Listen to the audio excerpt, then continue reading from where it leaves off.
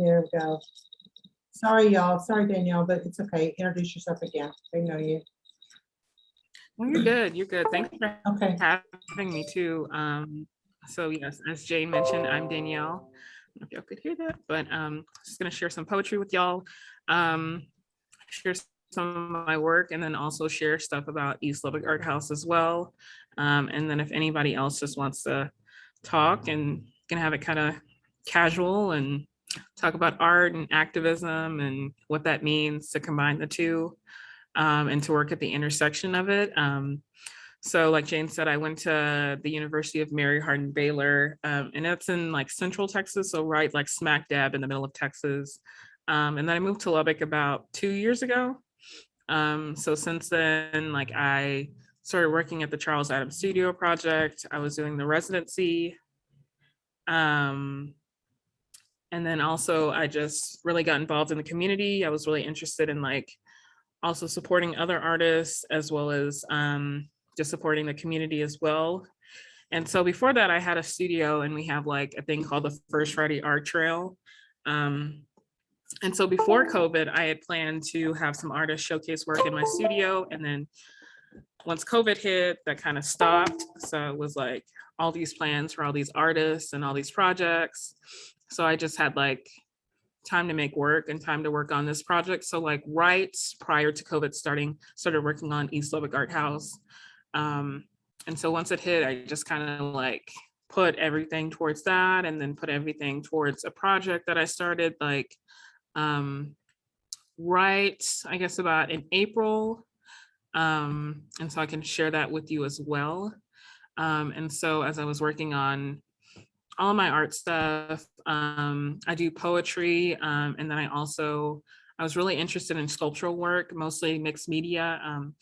But with not having, I used to didn't have a truck. Now I have a truck, so that really helps with like me going back to actually doing sculptural work. So I do mostly mixed media, collage. I'm more focused on like expressing an idea or emotion than I am focused on the medium. So I'm really interested on like how objects really can convey an idea, and especially how words can do the same thing. So I'm interested in just not so much a specific technique or specific form, but how these objects and words really can convey ideas. And especially a lot of my work really focuses on the intersection of being Black and being a woman and those values and belief systems. So I can show y'all some of my work, kind of like 2 PowerPoints and then a little bit of poetry. So I can show y'all about the project that I started last April. So part of it you can't really see. So what it was really focusing on mental health, especially for Black women. So I made a Facebook group where it was about like 50 Black women where we just discussed different ideas for about a month. And we kind of haven't been really active in it, but sometimes I'll just ask people like, how are they doing? Especially with healing. So everything really focused on healing, focused on like wellness as well. And then all the women that were really active, I sent some of them like these care packages, and I'm still working on sending all of them out. And so I really want to work and just keep sending out these care packages. So in them, they had face masks, books. I wrote each one of them a poem. And then we had just different things, like there was some sage in some of them. I put just little knickknacks. So let me share that. Make this bigger. So this is kind of, let me make this full screen. I haven't done this in so long. I'm like, oh, sorry. No, I haven't done a PowerPoint in so long. I'm like, how do I do this? But this was just like some pictures that I took. So this was some of the stuff that was in there. And I made CDs of like a bunch of poetry that I did that I sent to some women. And then I also sent them like a book of poetry that I self-published as well. So that was really important too, to have just all these different things, and all of them were kind of different. So some of the women just asked like, well, they told me like things that they were interested in, things that they wanted as well. So they were all kind of like personal. And there were all books that I also had too that I gave away. So it was just a project that we did. So it was like connecting with how all of my poetry really talks about like these values and belief systems and Black women, wellness. And then also to the right, I have a picture of a sculpture that I did pre-COVID. So it was part of this show where you just had like 24 hours to make some work. So it was, I think, about 10 artists, and we all made installation work. And so kind of in this corner next to the brick, I had some poetry there. And in the dirt, I also wrote some poetry as well. And so you can see it all has to do still with like identity, as well as like values and belief systems. And also just like different objects that kind of like, it can deal with different cultures, but like all of it together kind of like relates to like Black history and women's history. And I have some like synthetic hair, and there's cotton in there. And if you know anything about Lubbock, and especially West Texas, it's like full of cotton. It's like the cotton capital now. So kind of relating to things that are just like experiences that I have, as well as like experiences that other Black women around me have as well. Let me see. I'm gonna kind of like skip around. Yeah, and some more of this is kind of about East Lubbock Art House. And so I can kind of also share with you some poetry. So as I was working on this project, I had a project that was previous to this that connects with it as well, where I had different Black women read some of my poetry. So with each project I kind of try and like connect it from the last project. So I told y'all about like the CD recording. So the reason I had those is because there was like a few poems from the book that I self-published that I had some Black women do the poetry readings.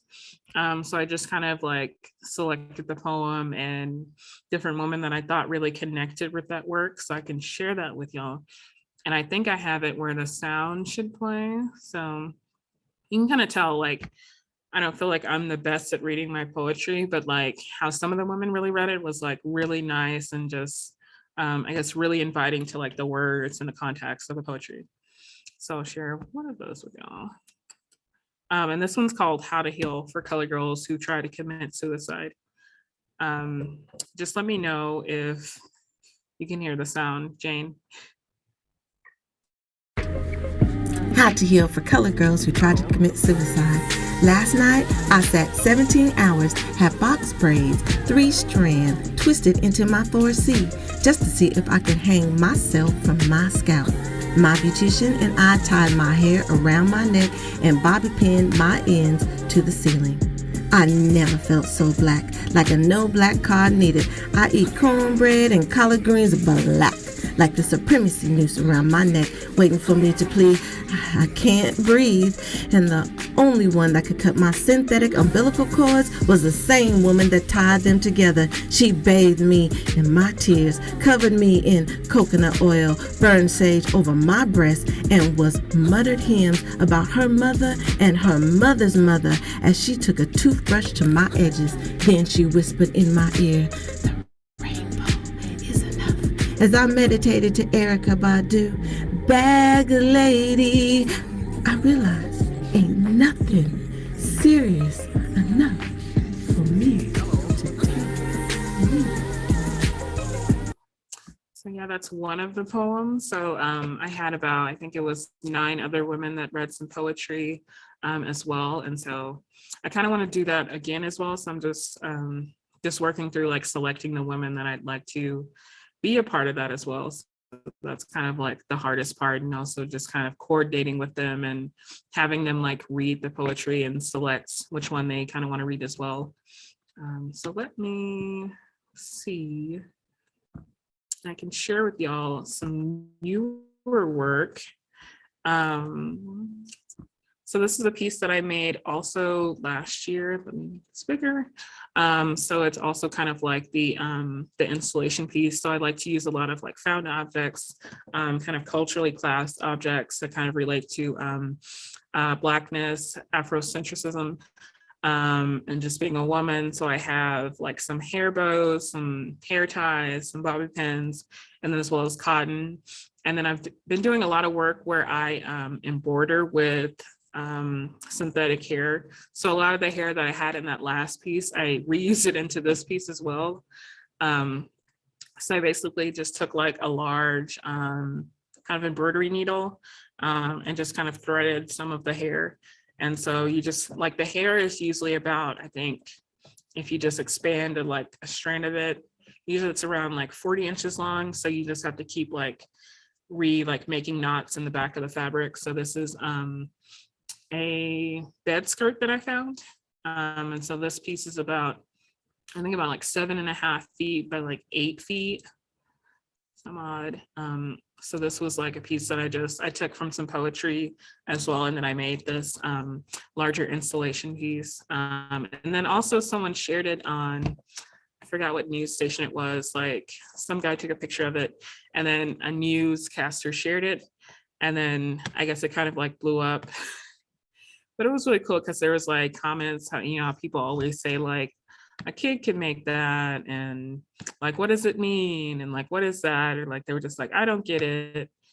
And then some people were saying like Black Lives Matter, which I had never said, but then they were just arguing back and forth about it. But it was just interesting because, and then it was some like positive comments, but it was just honestly kind of interesting because I don't think anyone knew that it was like hair sewn into the fabric. So it's just interesting for people to say like a kid could do that, because I'm like, they probably could do it. So and it would be good for them to do it. So and then I made a few other pieces like this, and then I was working on a project this April where we were trying to do some prints with it. So actually having this made into a what's it called, Jane? I can't think of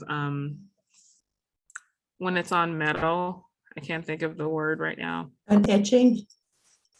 Yes, an etching. So we're making like really large etchings. So basically we would just put well, it wouldn't be these with all the extra stuff on it because that wouldn't work, but just having the embroidery like imprint on the press. And so I was working with it's called Flatbed Press in Austin, Texas. But I don't think they actually like turned out really well. They were kind of struggling. I think it was because of the size of the piece, because I think we started out with about, I think it was like 20 by 36 inches. So it was like really large. And then I think they could only do about like maybe 3 prints per day. So it's just a really large project, but it was really interesting to see that. And I could probably pull up some pictures too, which is so cool. And then as well, I've been working on working with a lot of like found photographs, found magazines, old books. Because I just always like love like pictures, words.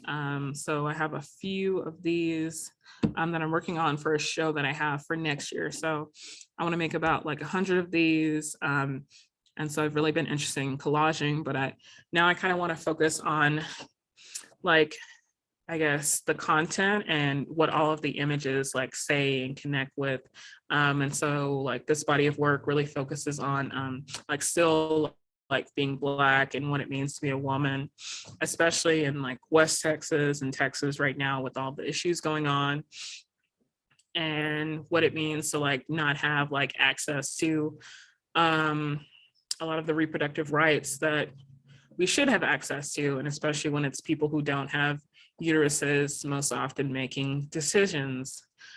So this work kind of really just focuses on like, especially like being here in West Texas and really just being like a minority within a minority and so on. So this body of work just also kind of focuses on all of that and just what it means, and like finding these objects and these ideas in magazines, especially because it's so hard to like find depictions and photographs and words that really like focus on Black culture in magazines. It's like a really segregated like part of media. So it's also just an endeavor like finding these like pictures and photographs and all this imagery, especially like finding artwork within magazines like Vogue, Vanity Fair, and especially a lot of the stuff that I find comes from like magazines that are really just focused on Black culture.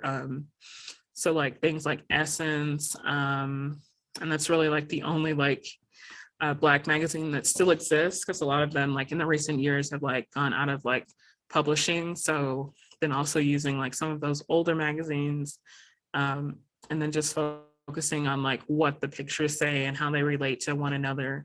And so I used to really focus on just like making these really intricate like collages and like making sure to cut around like all of like the people and being really neat, but I just really wanted to focus on like what the pictures were saying and how they related to one another, and how like everything was just so different, but in a sense they're like saying the same thing almost. It's like almost you don't have to just make it say something, like all the images and like how they're usually like focused in media really like says its own thing. And a lot of times I really focus on not so many like Black women that are smiling or images that are smiling, because that's something that's really like focused on, especially in like fashion magazines, things like Vogue. Like it's so common that you see like especially women that aren't smiling, and just what that means, especially in our culture. Especially just how like there's a stigma that you have to be smiling to be happy, and that men want to see us smiling, or either you're just like this depiction of being this angry woman, especially like this angry Black woman, and that whole trope. So I just really like getting images, especially that have women that are not smiling, women that seem and look more androgynous, and just women that you might not often see in like fashion magazines. Go back. So yeah, I have a few of these. So I'm still working on a good amount of these. So I have 10 finished, and by February I have to have like 100. So I probably won't get to 100, but we'll be somewhere close.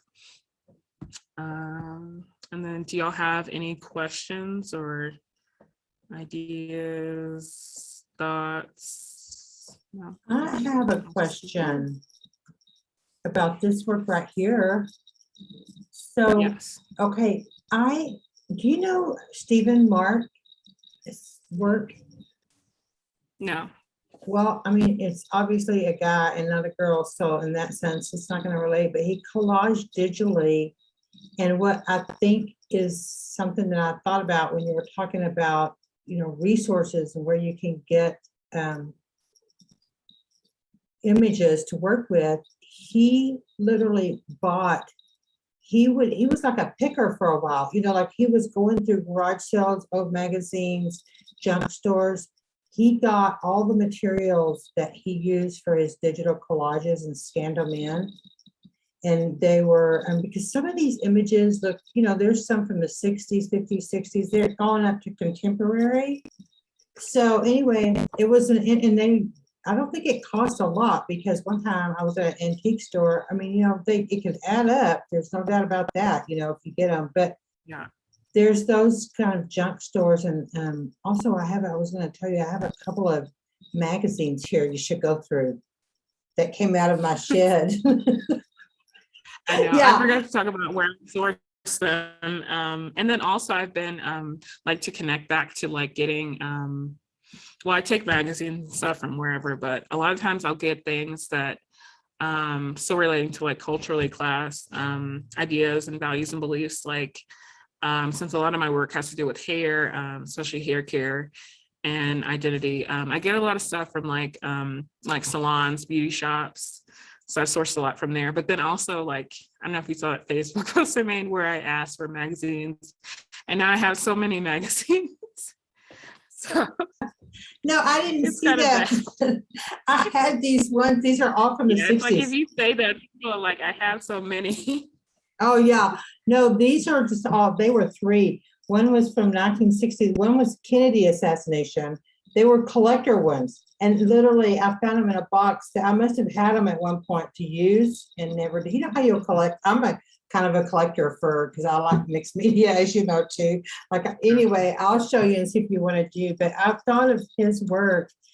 But I think that I was going to ask you why, like you have, like I said, this image here is from the 50s, and then some of them are more contemporary. What kind of, can you talk a little bit about your thinking on each piece? I know you were, be a little bit more specific. For example, this piece, what were you thinking about as you're entering the content, the protest picture, the picture with the white dress, which works with that, then the picture of the suit, where's it talk to them a little bit about, can you do that? Yeah, so I kind of mostly now when I'm like collecting pictures, I guess, majority of the process and the work is like finding the images, collecting them. And then I kind of just more focus on like balance and unity and just mostly like design rather than like I mean, I've already focused on like finding things that relate to Black culture, but then also like connecting like multiple generations. So a lot of the images that I'll find, like I'll collect them, so like stuff that I like, if I made one like right now today, it might be stuff like I might look at a magazine today and I'll get some of that stuff, like this image I had for about 3 years. And then when I was working on this, I found this one like the last day I completed it. And this was like from a few weeks ago. So a lot of it is just like kind of collecting stuff like over a long amount of time. Like I'll collect stuff and cut it, and just kind of like arrange different things and just like see how they all kind of interconnect, and just go together. So yeah, just kind of like keeping it all relating to like having different dimensions within Black culture, and like it just all relates, but it's just like all different. And then sometimes it's like you can tell like how it's all connected and like what this means. And then sometimes it's kind of like a distant thing, especially like a lot of it's like kind of relating with the Black church, and especially this woman in the kind of like Sunday attire. And these two ladies were like in a magazine and they're like ushers at a church. And then there's like a page from a Bible here. And then there was like a lady in the back who was like looking through records as well. And then all of the protest stuff really relates, like a lot of during the civil rights era, like a lot of the Black churches were really big within the civil rights movement, which was a lot different than it is the movement now, especially for Black Lives Matter and civil rights in the last year. So a lot of it, I kind of also just kind of like look at color. So I'll like arrange stuff and then take like a black and white picture and just see how like the color lays out within the picture. So it's more about like design and color now. Well, I'm gonna shift gears a little bit because it's kind of making me think about, and I want to make sure that we don't miss this for the students. But can you talk about like some of the ways, because you know that your work is influencing the activities. Give us an example of like what's going on at the East Lubbock, what's coming up. There's a voices of, I've only seen it once come out, but I definitely, what is the name of the next thing going East on? Lubbock. No, oh yeah, Voices of East East Lubbock. Okay. East Lubbock. Which is where, I mean, the biggest food desert on the face of the earth is, which is where I won't get sidetracked away from that. But you know, I'm like, the biggest food Is that desert. really true? Yeah, I mean, you gotta see where I'm working, but we can't do that now. But anyway, talk about how you got that activity going. So, because I want everybody to start to understand how important and how you can get into community and still build some really great social practice projects, which I see this one as because there's all kinds of parts. So, okay. Cool. So yeah, I started, like I said before, I started East Lubbock Art House, and now I'm like the director. So I do kind of like all the day-to-day work. And then we have like in and out interns, and now we have another lady who's working for us. So we usually have people, artists, community members kind of helping out. And then we're really like mostly volunteer based. So I think the majority of the work that's done is done through just volunteers, local artists. So we do a lot of different things. We mostly do art classes, and now we have free art classes. We do art shows as well. We do different like art events and activist events. And so we kind of do a lot. So this picture is kind of blurry. So our first thing that we did was kind of distribute like art kits. So we started off with just like some donated art supplies. And then we got a grant for about, I think it was like the first grant was for $200 to buy art supplies. And then now we just got last week a $5,000 grant to purchase art supplies, which is really good. So we started, I think it was back in May of last year. like we hadn't done like any project for East Lubbock Art House yet. So we're like, we could distribute art supplies. It's like a way to like get stuff rolling. And then I had went home like during COVID, and I had a lot of art supplies that I was like, I'm not using any of this paint. I had a few sketchbooks, and I was like, we can just give this to like some kids, especially like since schools were out, and majority of the time with art classes, like they have school provided art supplies that they don't let kids leave with, since they probably can't give away just like thousands of dollars worth of art supplies. So I thought it would be a good idea to especially give it to kids within the community. And then we mailed out a few, but then we just really focus on like our service area and neighborhood, which is like the eastern portion of Lubbock. And so since then we've given away about like, I'd say about like 500 art kits. And so with the $5,000 grant, we hope to actually be able to like just focus on like age specific art supplies. So have it where we have from about like 4 to 12 or 4 to 11, and then have like 13 and up, so we can really just focus on like what a high schooler might want, and then what like someone in like kindergarten or first grade might want. So it's just a really good way to just for us to just really connect with the community, also to provide art supplies. And then we had some like kids that have sent us pictures back of like the work that they've created as well. And especially in the neighborhood that we are, there's no art store. And I think the nearest art store is about, I'd say about like at least 4 or 6 miles.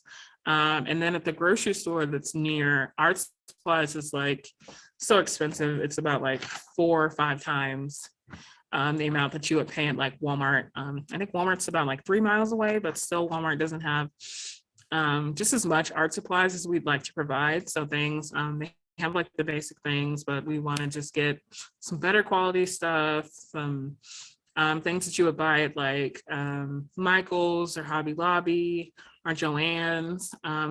Yeah, so there's the rest of our kits. So we just kind of provide like a canvas in them, sharpener, pencil. So just kind of thinking of like what you would need to just like work on a project. And then also having like canvases in there as well, because I hadn't even thought about it until last week. And I was thinking about like, when was the first time that I like actually like use a canvas, or like had my parents buy a canvas. And I don't know, I probably wasn't like 4 years old. So like having that opportunity for kids that they may have had that art supplies, but then for them to just have like more art supplies, because they may have had canvases, paints, scissors, glue, but it's like also having that new art supply. So something that's like fresh, and it's just always nice to have like new art supplies. So it's just like, even if they might not be thinking that they need it, it's also just a way for them to be able to express themselves and their ideas.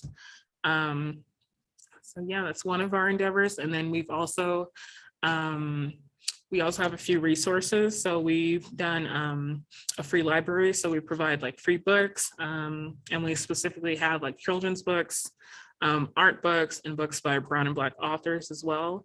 And then we also have a community fridge. So through that, we have those on the outside of our property.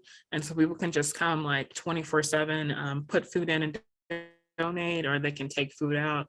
So it's really just a way to give people who are donating or who are taking food just empowerment, and also giving them a responsibility. So it's a way for, like, if someone wants to donate, there's endless amounts of like donation opportunities you can do. And it's also a way for us to kind of mitigate food waste as well, because a lot of the food that we get is food that sometimes people don't want to eat anymore. They want to give away before it expires.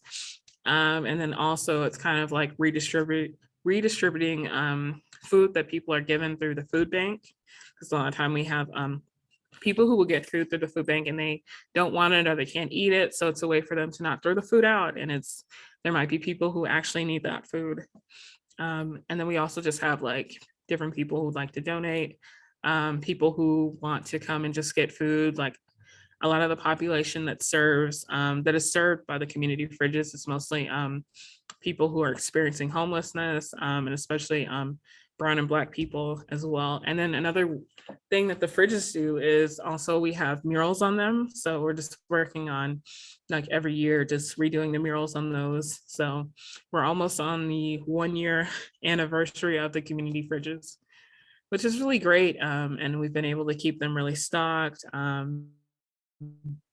And people are just really pleased by them.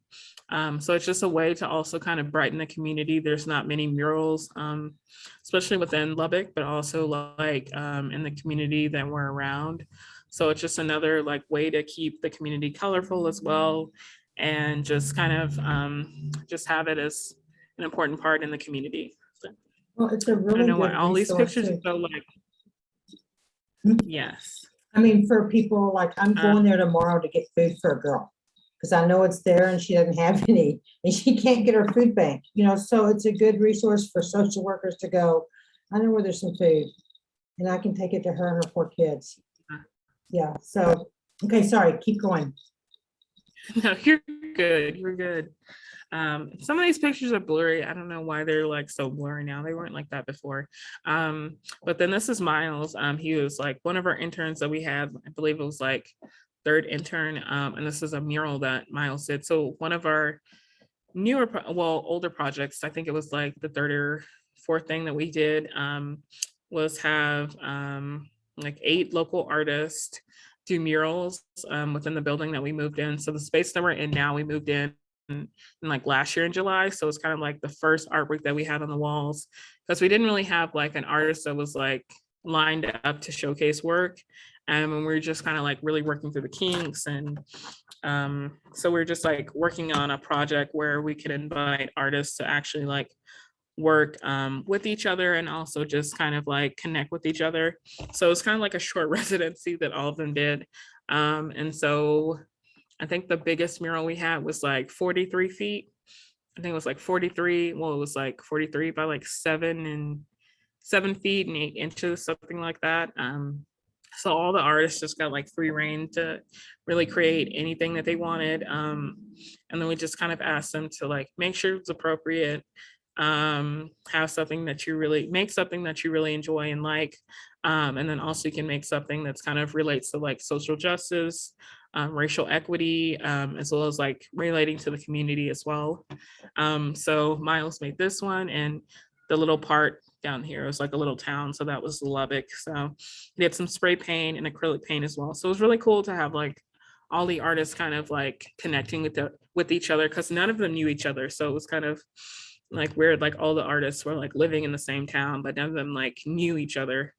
And so it was just really cool. And so here's a picture of the community fridges as well. And this is Mars. So Mars was also one of our interns that we had. And so they did the first mural on one of the fridges that we had. So we have 2 right now. And then now this one is like a blue color with some like fruits and vegetables that some kids and people drew, like drawn on the outside. So this one was like the first one that we had color on as well. So cool. And so this is kind of like the outside now. Well, now you can see the blue fridge right now. And so we just have this bench as well. So another thing important about like our location and what we do is like across the street from us, there's a bus stop as well. And so at the bus stop now, it's like really like the grass is overgrown, and I don't know why whoever owns the property and the city haven't cut the grass, but it's kind of covering over the bus stop. So some people really kind of wait here. They might stop and get some food, but they'll wait here because there's no seat across there. There's no like covered awning over there. So we also have the awning, which is like a lot of buildings, especially just buildings in general, businesses in general, and especially on the side of town and just anywhere they don't really have that awning type. So it's something, if you look at businesses and architecture, like a lot of places don't have that, and a lot of places don't have it because we have a lot of birds that also collect up here and kind of nest up here, but also because people will kind of collect and gravitate toward where there's an awning, especially when it's hot weather, when it's raining, snowing. So really having that awning and having that bench is like a really vital resource. And this was just a bench that we got from an artist that passed away. So they were like, they donated a lot of art supplies, especially before they passed away. And then when they did, we got a lot of stuff just from them. So the bench has just been kind of like a symbol of like East Lubbock Art House. And we've done some like stuff like we'll have different things where like the colors are red, orange, yellow, and blue. But yeah, we're just kind of like, we're located on Martin Luther King Jr. Boulevard in town. So it's really like a busy like area and corridor. And a lot of people pass through, especially like people who are experiencing homelessness. So oftentimes like we'll have more people who are unhoused and that are housed come and visit us. So it's a really interesting thing that we didn't really think about, especially when I was like starting this up and it was just about like art and having these like affordable art classes and showcasing artists' work, that also like a lot of artists within the community are also like homeless, or they've previously been incarcerated, or they're experiencing food disparity as well. So there's a big intersection between like people expressing their creativity and also being creative, and artists and being resourceful, and also having these issues and experiences as well. And so here's a photograph, perfect photograph when we did an art class with Jane. So I forgot this was on there too. So Jane, if you want to talk about this class.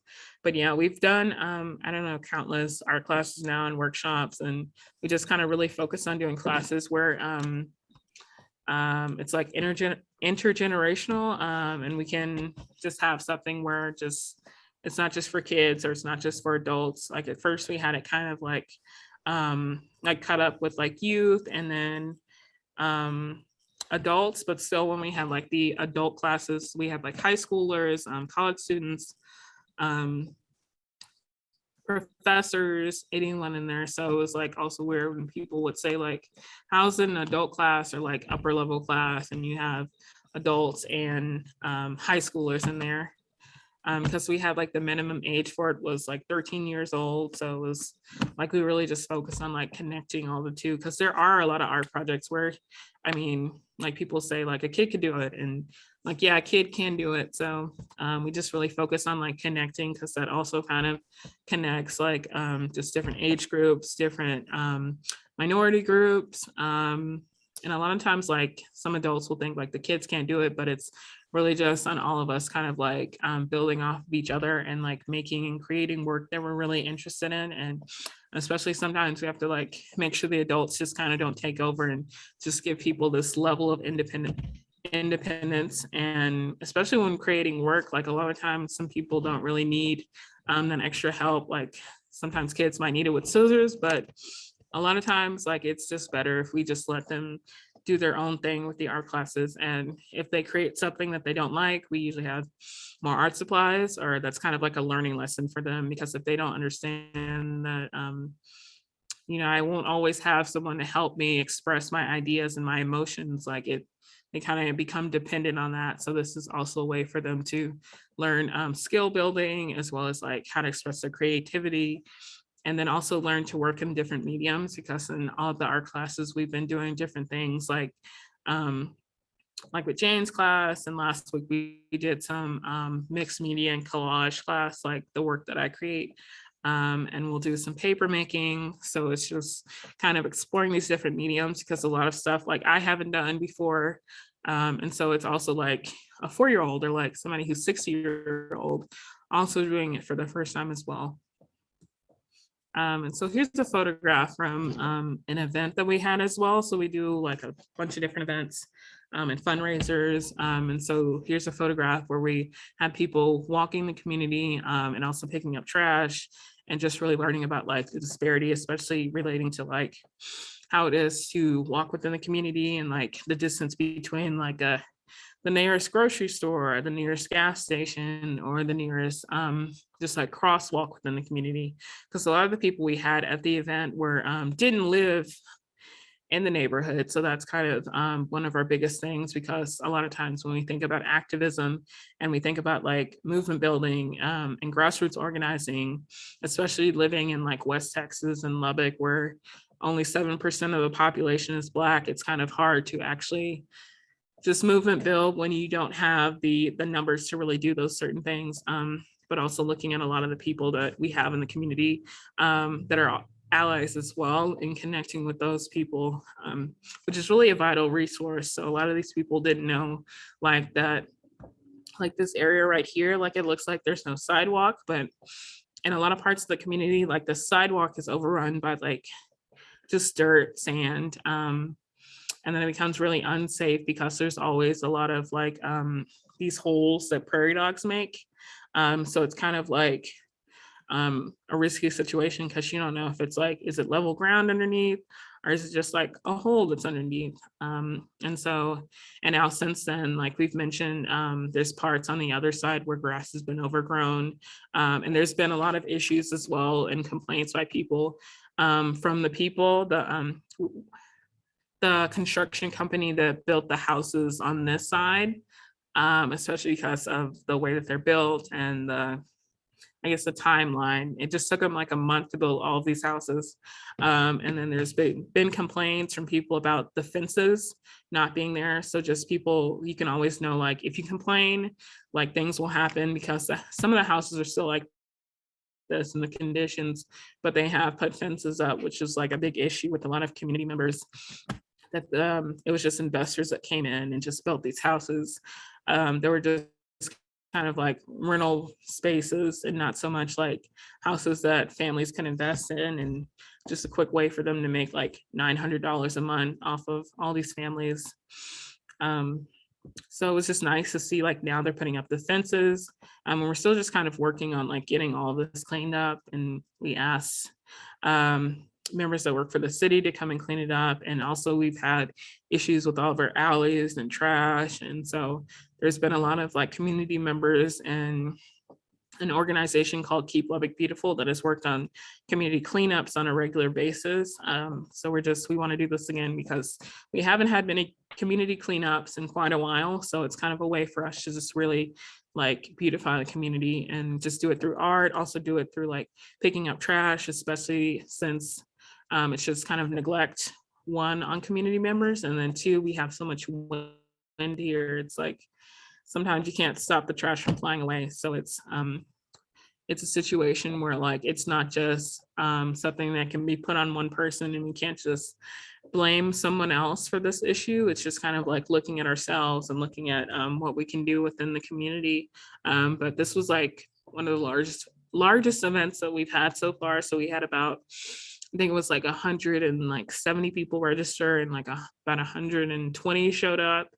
So it was just really good for us to just come out and just like be on like this one accord. And it wasn't a protest. It wasn't just like we were doing this different thing. We were just all gathering like and just having people who have the same mindset. And then it just brought more people out to see Jane's show when they had the show, their show and showcase at East Lubbock Art House. So it's a way for them to really experience the work, because it's work that you like, it's not the same when you see it online. You have to see it in person. And then we had one of our board members sold food, and they sold food out. So we just kind of like saw it as a way that like we should have more events where we can have like businesses come and like sell out. Like it shouldn't be where like a business can't do that within the community. And so we just also, as a way for people to get out and get active, because a lot of the people like this, it's like a stigma. People don't do that within the community, especially if you're not like experiencing homelessness or just you don't have a vehicle. So it was just a way for people to get out, get active. And then a lot of people met people that they hadn't met in person. They might have met them like over social media, and it was a way for them to like actually get to meet people that they had connected with online, to see them in person. So. And then here's some other artworks that we've had since Jane's show. We had, I think it's Jane, and we've had 3 other artists like have solo showcases. That's a great body of work. And I mean, really, because normally painting can be iffy, like it's gotta be, got some real strong conceptual. And this did to me, it was really beautiful. Tell us, and also before you move on, I want to make sure that nobody wants to ask you questions, because I kind of jumped Yeah. over. And I want to make sure that if everybody can have an opportunity to ask you questions about your personal work too.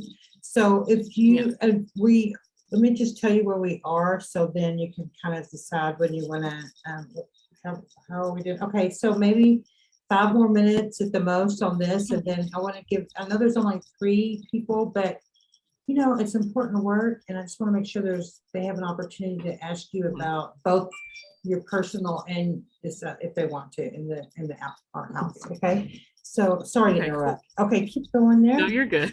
Okay. Yeah, and if y'all want to like put something in the chat too, that's perfect. But yeah, this is the second artist that we had. Their name was Michael Hubbard. And so they're like 2 hours away from us, kind of in Midland, Texas. So they really created work that was really like focusing on movement and the body, and a lot of times like it was like images of themselves that was like within all of the work. So I think this is kind of like a picture of them, and they kind of use themselves like a model for majority of their work, but it was just really good work. And we've had like shows that are like all different. Like the show that we have now is kind of like taking up a lot of space, which is really good. And then it's like just taking up so much space. But all the shows have been different, and they've all been like really good, which is like so it's like amazing. It's not so much of like, oh, you come to like an art gallery, an art space, and like you just have these like kind of like, I guess, plain paintings, like something simple, or something Westerny, or which is good. But all the work has just been so different, and we really just have focused on like having diverse artists. Majority of the artists have not been artists of color, but they've all been like women. And then Michael was non-binary. So it's really cool just having like artists that don't like live in Lubbock, but like also were like surrounding Lubbock. So it's just nice to invite other artists in, which brings people outside of Lubbock, within Lubbock, and then just kind of like showcases like all these other like artists that are like in surrounding areas in Texas. And it's just really nice to have that piece. Like, and we've also had other shows where we had like local artists in town, and then we had some virtual showcases where we had auctions online. Which is just really good. And let me see if there's any other images. So some of this is kind of old, but also we've been working on a mural at a local park. So we've been working on that for about a month, which is where this picture is coming from. We're looking for volunteers. And so since then, like this part of the court, we've painted it a base coat of red. And then we have an artist and a friend, Lily Hernandez, who was like our first like person that we had working for us, design up the mural. So it's about 120 foot by 120 foot basketball court. So it's been a really big project, but it's really nice because we've had like, I think probably like 1,000 to 1,500 hours of like volunteer hours put into the whole project. And one of the biggest murals like in town. And it's like quite a large like basketball court. It's not like the normal size because it has like, I think it's like 4 goals. So it's just kind of a way for us to get involved. And it's an idea like if you're interested in doing a mural and you don't see many spaces like within your town or city, and not many buildings to do that on, or like opportunities, it's a good way to like partner with your city and like get that project going. But it's so good, and it's been a long process. But then I also have all the contact information for East Lubbock Art House and where we're located if you're ever in town, as well as like following us on social media, which is probably like the easiest way to like stay connected. And we also just share a lot of resources and other Instagram accounts that are kind of similar to us, and ones that I was inspired by to start East Lubbock Art House. So it's just a way, if you're an artist looking to be really active like in the community, and also to be aware when you're making your work, we'll share resources. So, yeah. I think that's it. but that's also. Oh, that's amazing. So you did a great job, girl, explaining, and I love that poem. I wish, if I said anything, I would say I wish I could have heard more poetry, but it was really beautiful. And I loved how you had everybody, different people reading it. That was a great idea. So, but let me ask anybody, does anybody have any questions for Danielle? And let me share my website as well. Okay. Right. I have some more poetry on there. Sometimes I've been kind of like stingy with it. Actually, it's kind of made me want to get that book, because that's how much that was such a great, it's just really moving. And I think it would be a great resource for lots of people. Yeah, it was good. We have till like 6:30, or is it? Yeah, we have till 6:30, so we've got like 3 more minutes, but we're up a little bit later, that's okay. I think, does anybody have any questions real quick? Look at the stripes in Carolyn's room. Can y'all see that? I like that going on. Look how she's got those screen. I like your wall, Carolyn.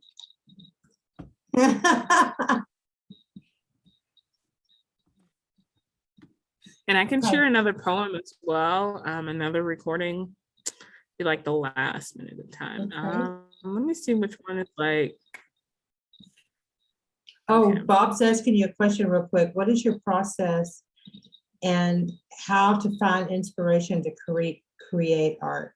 So he's asking you, I think, and correct me if I'm wrong, Bob, he's asking you, how do you get there to find your inspiration? What's your process? is that correct? How do you get to that place where your brain goes, bing, that's what I'm going to do? Yeah, so I guess it's mostly like, I just kind of like look for materials, look for media. Like when I'm like gonna collage, and when I was like thinking of like what I wanted to do with the body of work, I just started kind of like looking for images. I didn't really like go in with an idea. So I just kind of like found images, and sometimes I'll do that. And then like, I won't really think of like, oh, I want to like arrange this piece. It's like relating to like a certain issue. I'll just like look for the images and like kind of like let them connect themselves and let them kind of speak for themselves. And that's kind of what I would do with like words, just kind of like going through books, going through dictionaries, and like finding words I'm like really connected with, and kind of like writing those out, and then like making sentences from them. And then especially with like sculptural work, I'll like go and look for like objects. Like I would use a lot of objects that like my grandma owned or around the house. So I'm kind of trying to be just like resourceful with things that like I own and reuse those. I'll go to like thrift stores. And then the majority of stuff that I'll buy, like now a lot of my work kind of like it has glitter in it, or things that are like pink or yellow. So I'll just kind of like look for things that are that color, but just let stuff kind of like speak to me. So I won't just like say like, I'm gonna go buy like this like tin can of spray paint. Like I'll just like go to the store and then see like, I think I want to put this together. I'll look for stuff that's on sale, or to see like what really sticks out to me. So it's intuitive, basically, your process kind of, Yeah. Goes in there. Is that, Bob, does that answer your question? Yeah, okay. All right, well, I mean, we could hear one more point before we Bob has another question. Oh, does he? Okay, are you inspired by other artists? If so, that's good. I'm glad Bob does, yeah. Are you inspired by other artists? If so, who would you suggest we should know or view? That's a good question, Bob. And I had some on the last slide that I had, and I'll share some of those, but then also like some kind of older artists as well. I like Betty Saar. They do like mixed media and found object work as well. Let's see. Here's some more like contemporary artists, and these all have like Instagram and website. And then Ari Brielle. Oh, let me like make this bigger. So some of these, I know Ari Brielle, she lives in Dallas actually, and she's a painter, and she does a lot of stuff that has to do with Black women and wellness. And in all of her paintings, she has plants within them. So she's like really, like I follow her on Instagram, and she's like really big in like horticulture. and then also Jasmine Hayes. So they do really sculptural work, installations, and then they also do a lot of work with hair. So I'm also kind of really inspired by their work. And then I really got into like installation work with hair, like especially from this piece that they have. And then they do a lot of drawings with of hair. So I think that's how they kind of got like really more famous, from like their drawings of hair, and especially how they just like draw different like hair designs. And then Lauren Hazley, I met them when I did a residency in Los Angeles. And they had a show at one of the museums. And so also what they do, so a lot of their work is like really big installations as well. And it has to deal with hair. Let me look them up as well. Let's see. So one thing that they did, they turned their studio space into a community art center as well. So that picture that I had was them doing like a food distribution through their studio. So I'm also inspired by like all of the work that they like do within the community as well. So a lot of their work and the stuff that they do is like really kind of like similar to what like I want to do, especially with East Lubbock Art House. So let me look up some pictures.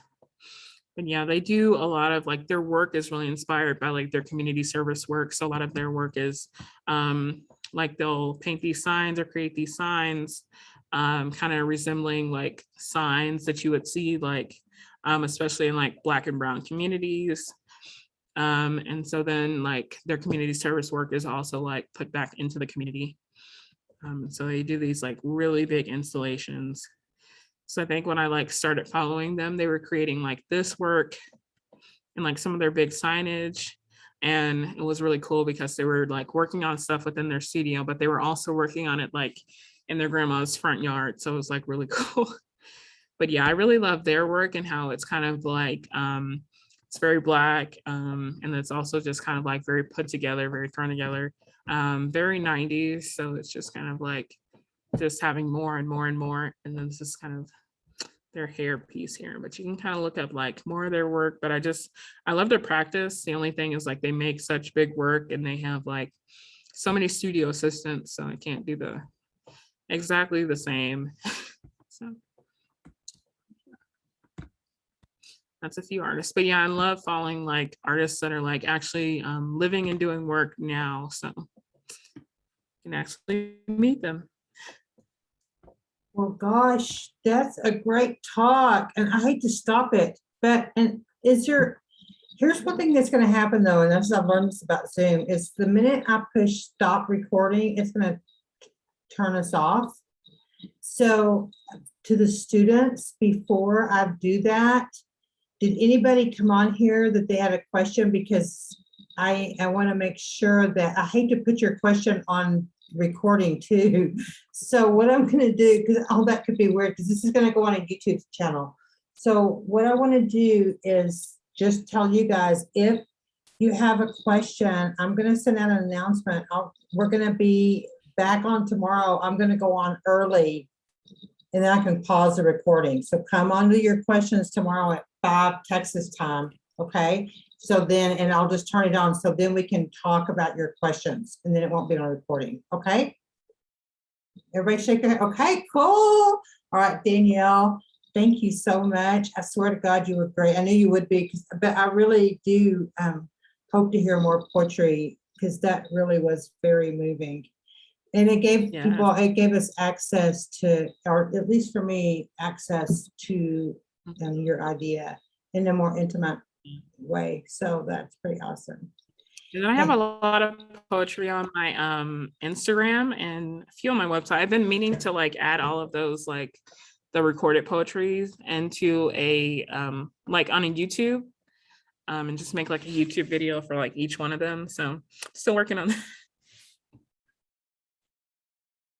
I hope you'll come back with us next year and fill us in, you know, and tell us where. That'll be kind of awesome to see where you are. So, all right, I'm going to hang up. Look, to the students who are here, I love you guys for coming because that's so awesome. I hope you got a lot out of it. Tomorrow night, we have another guest. I'm going to try to do 2 a week. So tomorrow night, we have an African-American businesswoman I know named Miss Nicole Smith. So Danielle, she's not an artist. And most people are gonna be an artist, but she actually is the first person I've ever met. She and her husband adopted a white baby, and I'm excited about hearing her talk about what's happened, how it's been for them. You know, if it's been good, normal, what the whole experience has begun. Last year when we talked, she was just thinking about fostering this little baby. He was like 2 weeks old or so, and now all of a sudden, this year, he's a big part of their life, and it's a really beautiful thing. They're my age, girl. Yeah, so they have 3 grown girls, you know, so, and she's a businesswoman. So you'll have the link if you're interested in hearing, she'll talk about what that's like being, you know, so, you know, always these are always open to anybody. So, all right, well, I'm going to push stop record. Is there any last minute thoughts before I say stop record? All right, Danielle, thank you so much again. And we'll see you guys in class next time. I sure appreciate you, girl. All right, bye.